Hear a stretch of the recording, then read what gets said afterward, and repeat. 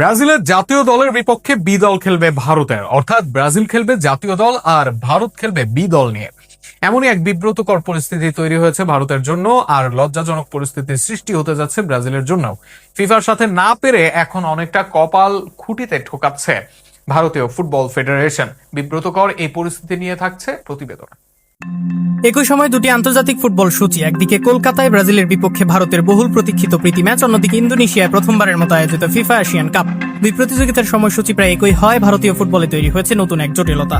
আগামী 3 অক্টোবর কলকাতায় ব্রাজিলের বিপক্ষে মাঠে নামার কথা ভারতের। এর আগে 24 সেপ্টেম্বর থেকে 3 অক্টোবর পর্যন্ত ইন্দোনেশিয়ায় অনুষ্ঠিত হবে ফিফা এশিয়ান কাপ। সেখানে স্বাগতিক ইন্দোনেশিয়া ছাড়াও মালয়েশিয়া ও সিঙ্গাপুরের বিপক্ষে খেলবে ভারত। পরিস্থিতি সামাল দিতে অল ইন্ডিয়া ফুটবল ফেডারেশন দুটি প্রতিযোগিতার জন্য আলাদা দল গঠনের সিদ্ধান্ত নিয়েছে, অর্থাৎ একটি দল ব্রাজিলের বিপক্ষে খেলবে আর একটি দল অংশ নেবে ফিফা এশিয়ান কাপে। বিষয়টি ফিফাকে আনুষ্ঠানিকভাবে জানানোর সিদ্ধান্ত নিয়েছে AIFF। তবে এখানেই তৈরি হয়েছে সবচেয়ে বড় প্রশ্ন। ফিফা এশিয়ান কাপে আলাদা করে বি দল পাঠানোর সুযোগ নেই, ফলে যে খেলোয়াড়দের নিয়ে ভারত এশিয়ান কাপে খেলবে সেটি হবে আনুষ্ঠানিকভাবে ভারতের জাতীয় দল, আর ব্রাজিলের বিপক্ষে মাঠে নামা দলটি কার্যত দ্বিতীয় সারির বা বি দল হিসেবেই বিবেচিত হবে। অর্থাৎ কাগজে কলমে ব্রাজিলের মতো বিশ্ব ফুটবলের অন্যতম পরাশক্তির বিপক্ষে ভারতের দ্বিতীয় সারির দল মাঠে নামার সম্ভাবনা তৈরি হয়েছে। এতে একদিকে যেমন ব্রাজিলের জন্য অস্বস্তিকর পরিস্থিতি তৈরি হতে পারে, অন্যদিকে ভারতের জন্য রয়েছে বড় ঝুঁকি। এদিকে ভারতের সাবেক কোচ ও খেলোয়াড়দের বড় একটি অংশ ব্রাজিলের ম্যাচের চেয়ে এশিয়ান কাপকে বেশি গুরুত্ব দেওয়ার পক্ষে।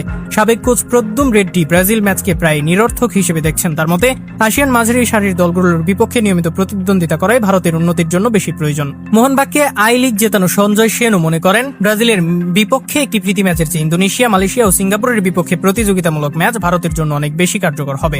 সাবেক ভারতের ডিফেন্ডার মেহরাজউদ্দিন ওয়াদুও আসিয়ান কাপকে গুরুত্বপূর্ণ সর্বোচ্চ অগ্রাধিকার দেওয়ার পক্ষে। তার মতে এখানে ধারাবাহিক ম্যাচ, শিরোপার সুযোগ, অর্থ পুরস্কার এবং দীর্ঘমেয়াদী অভিজ্ঞতা সবই রয়েছে। তবে এই সিদ্ধান্ত যাই হোক না কেন, ব্রাজিলের বিপক্ষে ভারতের দ্বিতীয় সারির দল খেললে সেটি হবে আন্তর্জাতিক ফুটবলে বেশ বিরল ও আলোচিত এক ঘটনা।